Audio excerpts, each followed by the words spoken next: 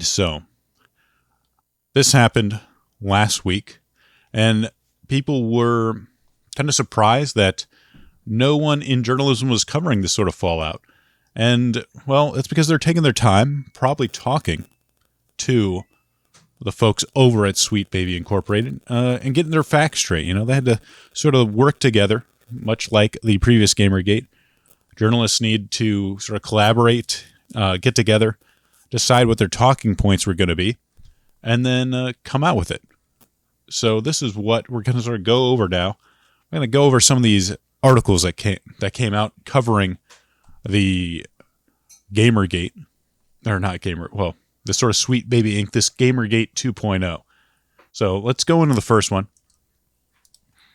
This is from Eurogamer. This is by Liv Nang.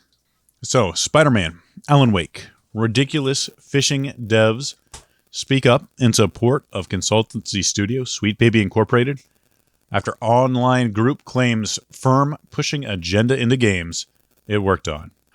Mary Kennedy, associate narrative director at Insomniac Games, has discussed the current online discussion surrounding narrative company and consultancy firm Sweet Baby Incorporated. To recap, Sweet Baby Inc. recently became the target of a group which claims the company was forcing studios it worked with to increase diversity within its games and accused it of pushing a woke agenda into the industry. Following a report into the claims by Kotaku, a number of game developers have spoken up to clear misconception about what company actually does. And one thing you'll notice in all of these articles is that they will completely ignore the fact that Sweet Baby Incorporated employs this Kish Kindred, Felix. They're both employees at Sweet Baby Incorporated. And they told, especially in Chris's case, I mean, Felix sort of implies it. They're a little bit more subtle about it. But they basically, for example, Steam does has guidelines to tell, what would prevent someone from starting a courier group that focuses on Sweet Baby Inc. and more people not to buy the game. Where they sort of imply that, why are people allowed to do this? And then, of course, Chris just said, not being subtle, just goes and says, report it, mass report it, try and get it eliminated, try to get the person that made it eliminated. None of these articles are going to tell you about this. Just so you know, if you're wondering if they're going to be honest about it, and this is one of the ways you absolutely know that these articles are disingenuous, that they're just crap, propaganda. But let's move on. So, the woke agenda. They like to use these buzzwords. And they were targeted, became the target. It's not the fact that they did this first. And then in response, people got upset. No, they were the target because someone made a group that says, the games they work on probably be bad. Avoid them. They're not even calling for a boycott. They just said, hey, I don't recommend these games. But let's move on and see. Let's see. Kennedy, who has written for games including Marvel Spider-Man, Miles Morales, Telltale's The Walking Dead, upcoming Marvel's Wolverine, posted a thread on X. Some of you don't seem to understand how narrative consulting works in games, she began. But don't worry, I do. Yes, not condescending at all. During a game's development, narrative consultants will be hired by studios that will help fleshing out the narrative and twerking narrative elements. Narrative consultants do not get final say. Of course not. But it doesn't get into the game as we developers don't improve it. Let's see if I can find it. Here we go. Here is Kim Blair, Sweet Baby Inc. co-founder. If you're a creative working in AAA, which I did for many, many years, put this stuff up to your higher-ups. And if they don't see the value in what you're asking for when you ask for consultants, when you ask for research, go have a coffee with your marketing team and just terrify them with the possibility of what's going to happen if they don't give you what you want. Terrify them with the possibility that don't give you what you want. So, this is important to point that out because this is sort of the pressure. So, they bring in these consultancy groups. You work to bring in, you're like, hey, we need to bring in this consultancy group. This consultancy group, exactly, they can just consult and suggest. But what they also do is they act as a lever to sort of say like, hey, let's dial it up a little bit. Maybe this girl isn't represented enough, or she kind of has some sexist tropes, feels kind of icky, and basically this consultancy group can help improve that and sort of act as leverage to make the game worse. Essentially, let's be honest. They just help make the game worse by diversifying it, and essentially making it less appealing to men. But they consult, they do research, pitch ideas, give feedback, maybe even write scripts. But none of that gets in the game unless the core dev team agrees with it. And this is true. And this is one of the things that they're going to push. You'll see a lot of these articles push is that, they just consult. They don't write. The devs approve everything. They want to sort of build a straw man that people that don't like Sweet Baby Incorporated. And in a way, a lot of the coverage is going to reinforce this because just how the algorithm works. Once Sweet Baby becomes a sort of buzz term that gets thrown around, people want to put that in the article, or in their videos, their YouTube videos, their threads. Everyone wants to sort of latch on to Sweet Baby Incorporated.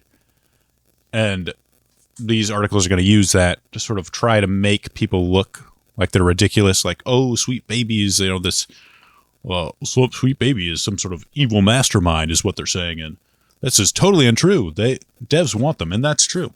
Devs want them to be here, or at least they approve it. They approve the changes they make. There is an overall bigger problem with the culture of these developers, this sort of cultures of creatives, and the sort of nexus of these creatives in these places like LA, San Francisco, New York, where a lot of this development takes place, up in like Oregon or stuff like that.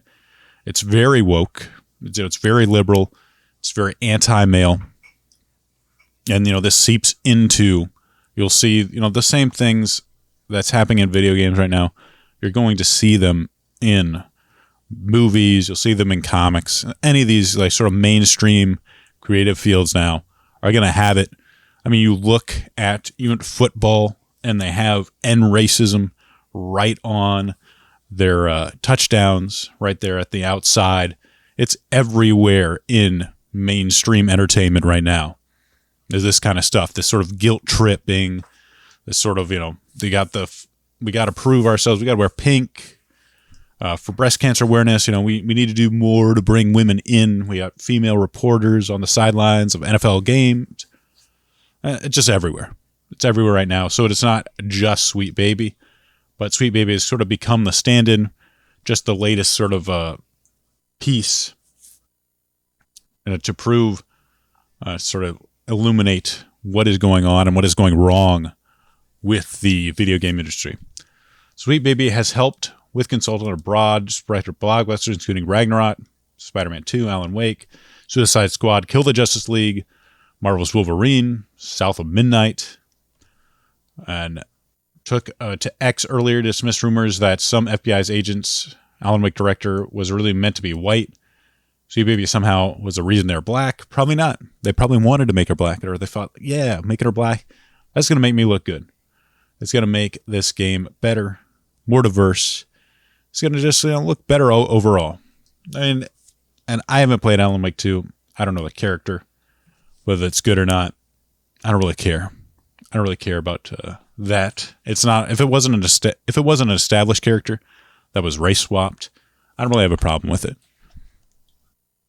As a game's industry consultant, let me tell you, consulting requires three things: to understand your work as advisory, to understand your position is easily alienated, to be so damn good at your work that others will continue to pay you to listen, one, and not to do two. So in other words, pay you to understand your work as advisory. So, of course, what's not listed here? Be so damn good at your work? No, I doubt that. I really doubt. I think most of the time they're brought in to make the company look good, be in like a photo op so they can show how diverse they are, how understanding they are. They're not racist. They're not rich white racists. Look at this. They got someone named Rami Islam to help them out. They're clearly not Islamophobic or anything like that, which I assume Rami Iswami, Ismail, or however they're. Let's see. Let's bring this guy out. Oh, look at this nice brown lady.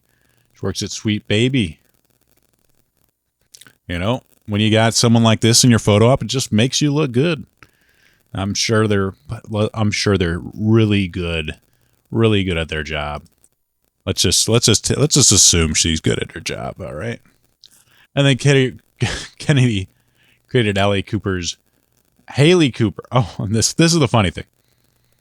So let's see. We're talking about Kennedy. Who is this person? Let's see. Get her name. To recap, spoke with Gutako. Number again, Kennedy. So Mary Kennedy is associate narrative director at Insomniac Games.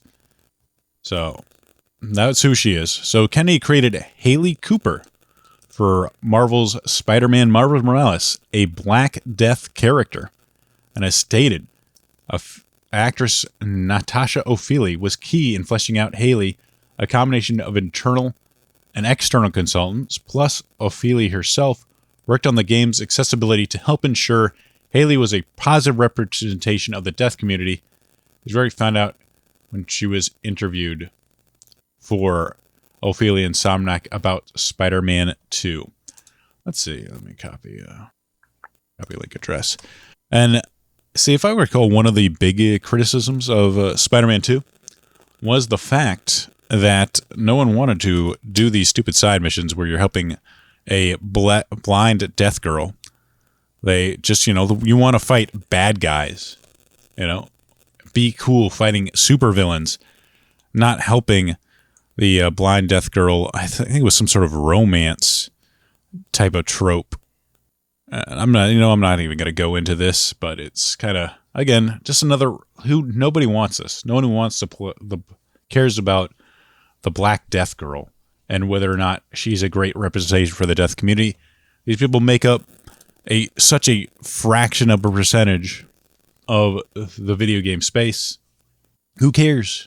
I mean, help us fight. We want to fight Rhino. We want to fight Doc Ock. We don't need Haley. Haley O'Feely, or however you pronounce it. And it's just such a funny way to end this article. But yeah, we just help. We're just consult on the games. And then all of a sudden, yeah, and guess what? I made this super cool Black Death Girl that nobody likes in this game. So yeah, they don't make games worse. They just add worse characters. But anyway, that's it for the Eurogamer.